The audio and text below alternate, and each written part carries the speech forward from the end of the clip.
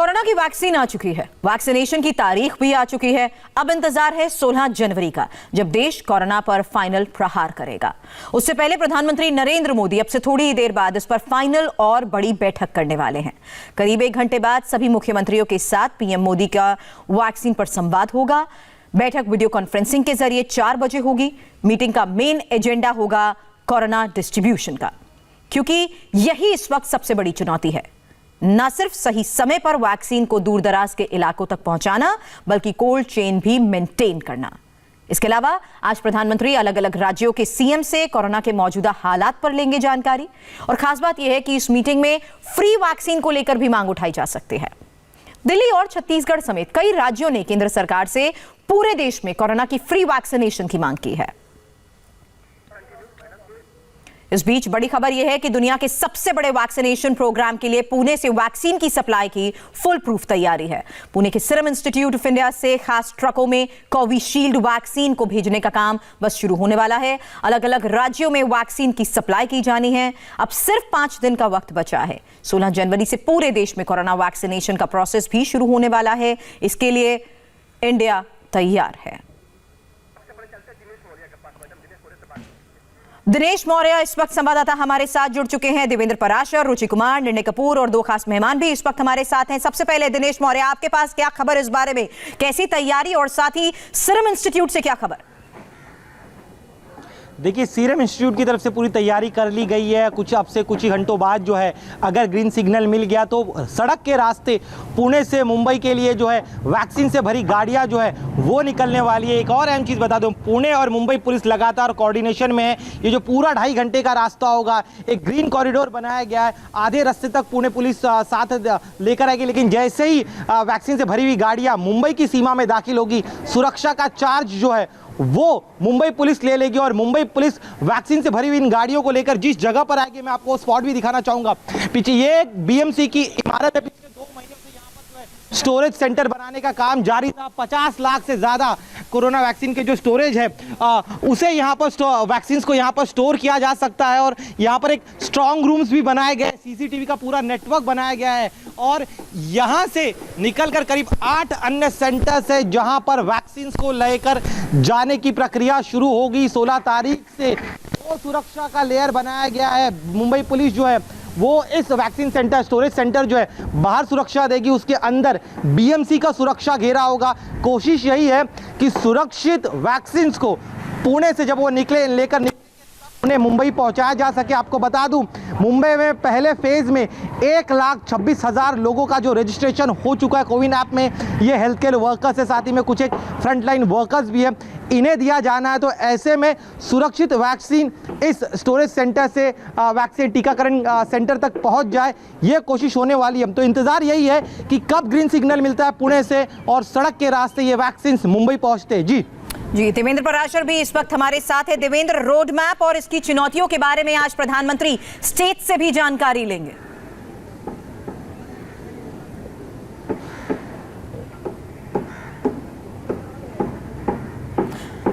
रुचि कुमार हमारी संवाददाता लखनऊ से इस वक्त हमारे साथ हैं। रुचि, आज ही हमने सबसे पहले वो खास तस्वीरें देखी जब खुद CM Yogi Adityanath 3rd dry run का जायजा लेने के लिए पहुंचे थे। जी हाँ, बिल्कुल। आज पूरे यूपी में 1500 सेंटर्स पे ड्राई रन हुआ है। इसमें प्राइवेट अस्पताल भी हैं, सरकारी भी हैं। जो गांव में कम्युनिटी हेल्थ सेंटर्स होता है वहाँ भी ड्राई रन किया गया है। मुख्यमंत्री योगी आदित्यनाथ सबसे पहले लखनऊ का जो सिविल अस्पताल है वहाँ ड्राई रन देखने गए और उसके बाद उन्होंने वीडियो कॉन्फ्रेंसिंग के जरिए 1500 जो सेंटर्स जहाँ ड्राई रन चल रहा है वहाँ के जो आंगनबाड़ी जो कर्मी हैं, जो ये वैक्सीनेशन का काम करेंगे, डॉक्टर्स हैं, प्रशासन की टीम है, पुलिस है, सबसे बातचीत की। तो पूरा मकसद ये है कि जो ये ड्राई रन है, जो कमियां मिल रही हैं, तो जब वैक्सीन आए, असली में जब वैक्सीनेशन शुरू हो तो जितनी कमियां हैं वो दूर कर दी जाएं। तो एक तरह से आप कह सकते हैं कि यूपी पूरी तरह से तैयार है, बस वैक्सीन का इंतजार है। जो कोल्ड चेन है वो मेंटेन करनी हो, या किस तरह से ट्रांसपोर्ट की जाएगी ये वैक्सीन, कैसे पुलिस लगाई जाएगी, कैसे कौन कौन लोग जो हेल्थ वर्कर्स हैं वैक्सीनेशन का काम करेंगे, पुलिस किस तरह से निगरानी करेगी, सारी चीज़ें यहाँ पर तैयार है। और क्योंकि 3 ड्राई रन हो चुके हैं, जो कमियां मिल रही हैं उनको भी दूर किया जा रहा है। शाम को भी एक बड़ी मीटिंग है कोरोना वैक्सीन को लेकर लखनऊ में भी। सुरभि, अहमदाबाद में कैसी तैयारी है? निर्णय कपूर हमारे संवाददाता हमारे साथ हैं। निर्णय, आप इस वक्त कहां पर मौजूद हैं और वहां पर किए गए ड्राई रन का क्या नतीजा निकला? देखिए सुरभि, मैं आपको बता दूं, मैं इस वक्त अहमदाबाद के रीजनल वैक्सीन सेंटर में मौजूद हूं।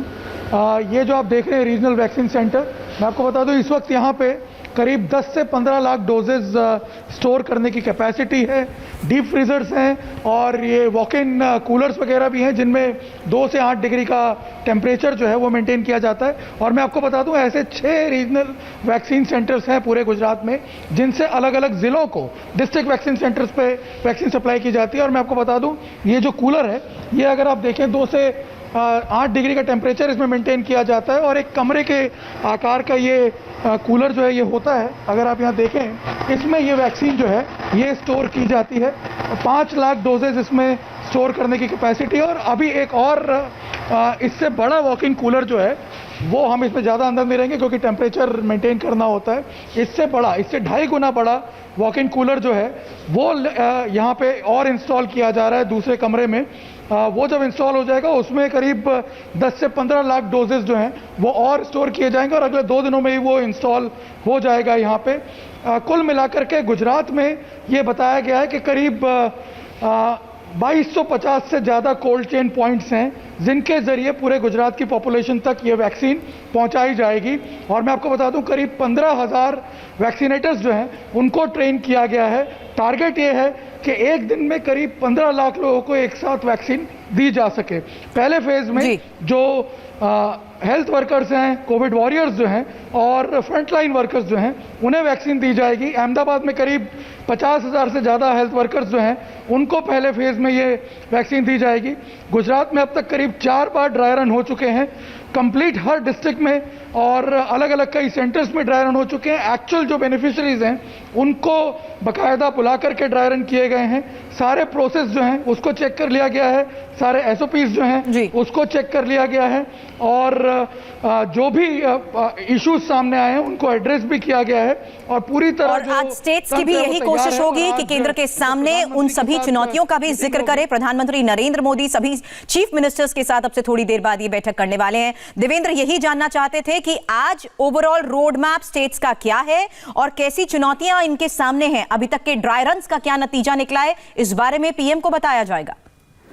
यह निश्चित तौर पे और प्रधानमंत्री नरेंद्र मोदी अपनी तरफ से ये बताएंगे कि जो गाइडिंग प्रिंसिपल उन्होंने 30 जून को रखा था, ध्यान दीजिए कि 30 जून को पीएम मोदी ने वैक्सीन रोल आउट को लेकर एक पूरा प्लान अपने अधिकारियों को बता दिया था कि ये पूरे देश में अलग अलग राज्यों में सभी को ये सूचित कर दिया जाए। उस दिन जो उन्होंने 4 गाइडिंग प्रिंसिपल रखा था उसमें 2 अलग अलग तरीके की बात थी। पहली बात तो ये कि मेडिकल सप्लाई चेन की पूरी व्यवस्था कैसे होनी चाहिए, इस पर ध्यान दिया जाए। दूसरी चीज़ की जो डिफरेंट एजेंसीज इन्वॉल्व होंगी इस वैक्सीनेशन प्रोसेस में, उस पर बहुत बेहतर। देवेंद्र, आपकी आवाज हम तक नहीं पहुंच पा रही है, दोबारा इस बारे में आपसे डिटेल लेंगे। और इस बीच बता दूं एम्स के साइंटिस्ट डॉक्टर संजय राय इस वक्त हमारे साथ हैं और चीफ न्यूरो साइंस सेंटर से डॉक्टर पद्मा श्रीवास्तव इस वक्त हमारे साथ हैं।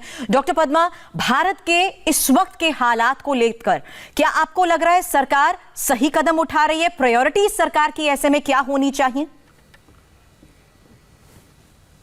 बिल्कुल सही कदम उठा रही है सुरभि जी, एंड आई थिंक प्रायोरिटीज बिल्कुल सही रखा, क्योंकि जो फ्रंटलाइन वर्कर्स को ये करते हैं, health care workers and all the prioritize group, उसमें एक तो है कि जब आपकी रोल आउट भी आसानी होगी, क्योंकि ये होगा हॉस्पिटल्स, डिस्पेंसरी स्पेसेस जहाँ पे लोग जो हेल्थ केयर वर्कर्स है तो उनमें जो देना भी आसानी होगा और एक रन जो रियल वर्ल्ड एक्सपीरियंस हमें उसी में हमारे एक्सपीरियंस में जो भी चैलेंजेस है वो अपना सकते हैं उसको, you can meet those challenges. So actually when you're rolling out to general public, उस समय तक हमारे एक्सपीरियंस भी बढ़ जाएगा। I think this is absolutely right way of doing it. Plus of course जो क्रिटिकल मास वैक्सीनेट होनी है ताकि ये स्प्रेड ना हो वहीं हो जाए, and then health care workers की जो भी पॉपुलेशन है जो सिक पीपल को देखभाल कर सकते हैं और सुपर स्प्रेडिंग नहीं हो, उनको आप कर रहे हैं, तो this is absolutely the right वे।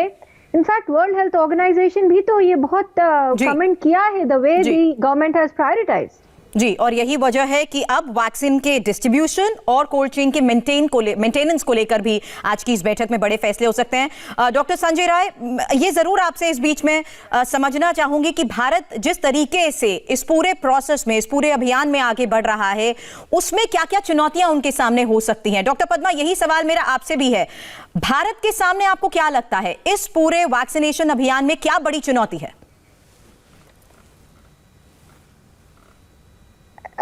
मुझे पूछ रहे सुरभि जी? जी जी।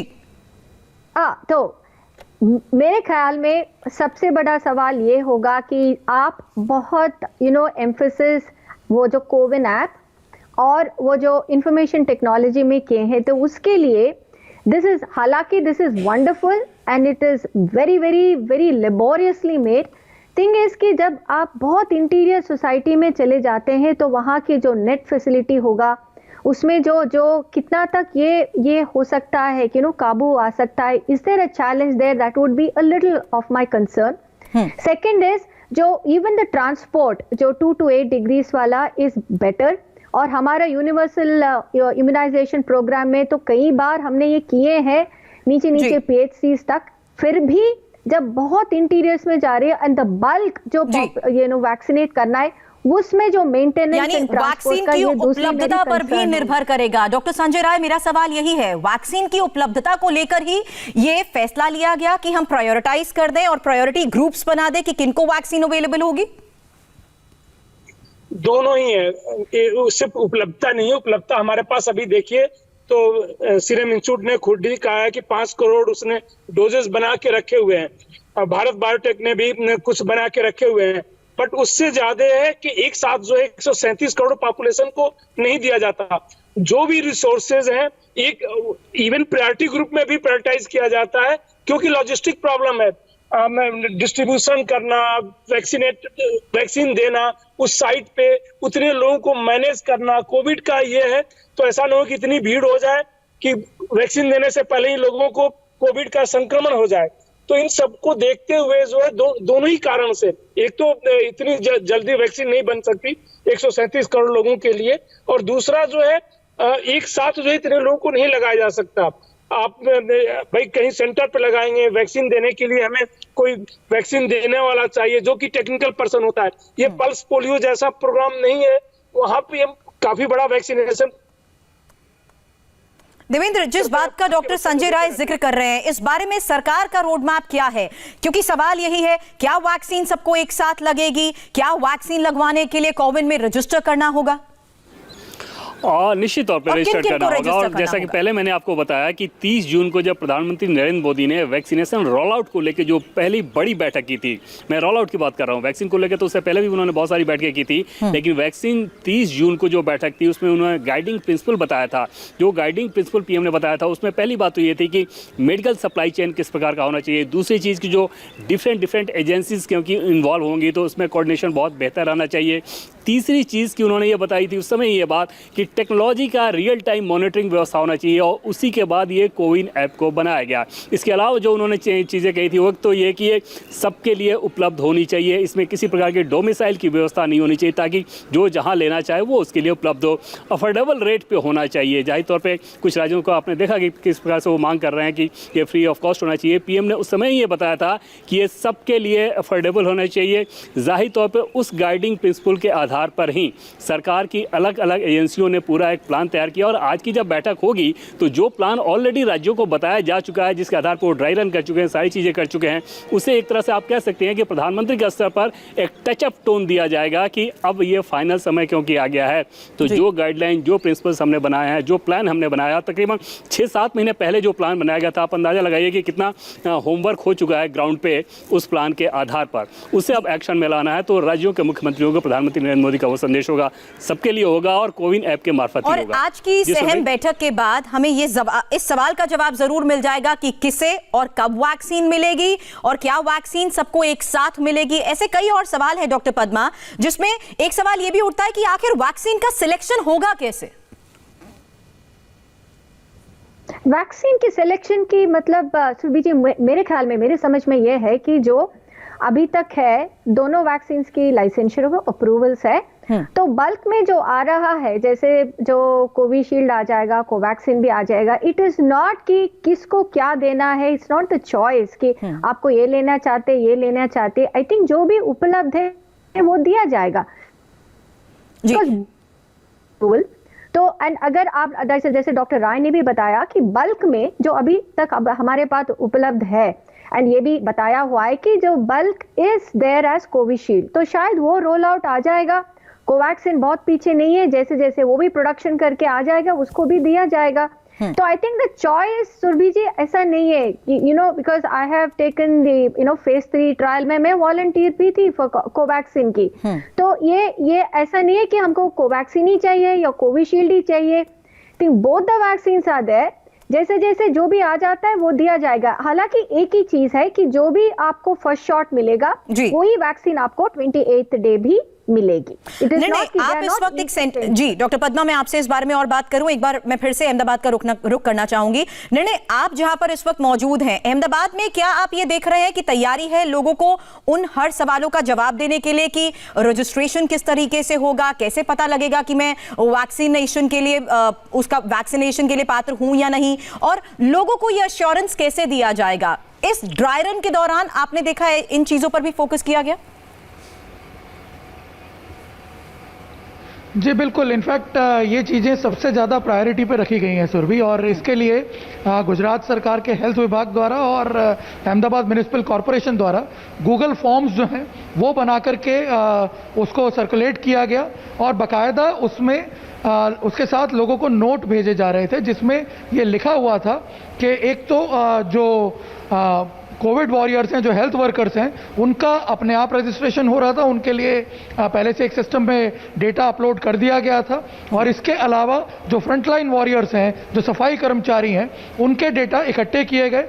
इसके अलावा जो 50 साल से ज़्यादा उम्र के लोग हैं या 50 साल से कम उम्र के लोग में जो कोमॉर्बिड लोग हैं, उनको बाकायदा अवेयर किया गया है, और खुद कॉरपोरेशन की टीम्स जो हैं, ये स्वास्थ्य विभाग की टीम्स जो हैं, वो अलग अलग एरियाज़ में गई हैं, वहाँ जाके सर्वे किया गया है ऐसे लोगों का, और बाकायदा उन्हें कन्विंस भी किया गया, उन्हें बताया गया है कि पहले ये वैक्सीन हेल्थ वर्कर्स को लगेगी, उसके बाद फ्रंटलाइन वॉरियर्स को लगेगी, तब तक आपके पास काफ़ी बड़ा एक डेटा आपको देखने को मिलेगा, उसका असेसमेंट आपको देखने को मिलेगा, उसके बाद आपको ये वैक्सीन लगेगी। क्योंकि कई लोगों के मन में ये शंकाएं भी थी कि वैक्सीन कैसी होगी, उसकी एफिकेसी का क्या है, एग्जैक्ट जो रिजल्ट्स हैं वो हमें नहीं पता है। तो ये सारी बातें उनको बताई गई हैं, बाकायदा अवेयरनेस प्रोग्राम्स भी किए गए हैं, और उसके साथ साथ जो सिस्टम है, जो इंफ्रास्ट्रक्चर है, उसको भी दुरुस्त किया गया है। इसके साथ साथ बड़े स्टेट्स के सामने सबसे बड़ी चुनौती है। रुचि से मेरा ये सवाल है, रुचि, यूपी एक बड़ा स्टेट है, ऐसे में यहां पर डिस्ट्रीब्यूशन किस लेवल पर मेंटेनेंस की जाएगी, वैक्सीनेशन की किस लेवल पर डिस्ट्रीब्यूट किया जाएगा,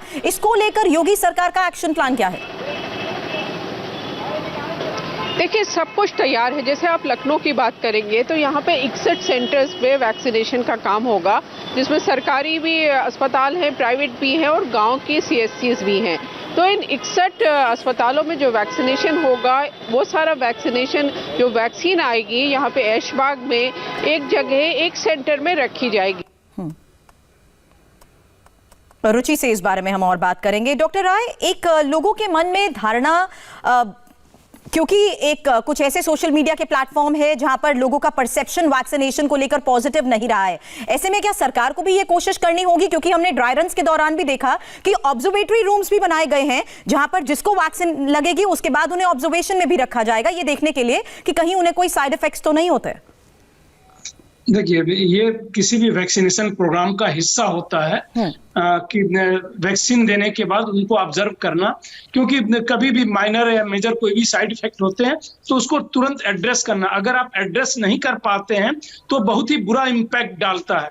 जहां तक जो आपने सवाल पूछा वैक्सीन हेजिटेंसी का, कि कुछ लोगों में वैक्सीन हेजिटेंसी है, तो शुरू से रहता है, कोई नई बात वैक्सीन हेजिटेंसी की नहीं है। पल्स पोलियो कैंपेन के समय भी लोगों ने काफी र्यूमर उड़ाया। हम लोग का काम है उसको आइडेंटिफाई करना और उसको दूर करना। जो भी लोगों को गलतफहमी है, चाहे एफिकेसी को लेके, सेफ्टी को लेके या कुछ और जैसे रिमर्स उड़ते हैं, अगर ऐसा कुछ भी आता है तो हम उसको आइडेंटिफाई करें और दूर करें। तो ये होता रहेगा और ये पूरी दुनिया में होता रहा है, सिर्फ हिंदुस्तान में ही नहीं, हमेशा होता रहा है। वो जैसे जैसे समय बीतेगा, वैक्सीनेशन एक बार शुरू हो जाएगा, वो करते रहेंगे। लेकिन एडवर्स इवेंट को मैनेज करने के लिए यह पार्ट है, और जो अभी गवर्नमेंट ऑफ इंडिया की गाइडलाइंस आई है उसमें भी एडवर्स इवेंट को कैसे मैनेज किया जाएगा इसका पूरा गाइडलाइंस है। आल्दो जो हमारे यहाँ 2 वैक्सीन अप्रूव हुई हैं, कोविशील्ड और कोवैक्सीन, दोनों के ही साइड इफेक्ट्स बिल्कुल ही माइनर है। और जहां तक कोवैक्सीन की बात है, इसका तो एक भी ड्यूरिंग क्लिनिकल ट्रायल जो है इससे रिलेटेड, वैक्सीन से रिलेटेड कोई भी सीवियर साइड इफेक्ट हुआ ही नहीं जी। तो बट उसका इंटीग्रल पार्ट है। जी हाँ देवेंद्र, मेरा ये सवाल आपसे है, सरकार की आगे की रणनीति क्या है? किस तरीके से वैक्सीनेशन की जानकारी लोगों तक पहुंच पाएगी? कैसे उन्हें उस स्टेटस के बारे में अपडेट किया जाएगा? क्योंकि कोविन ही एक ऐसा प्लेटफॉर्म है सरकार की तरफ से जो फिलहाल शेड्यूल किया गया है ताकि लोगों को इस बारे में पूरी डिटेल एक ऐप के जरिए मिल सके।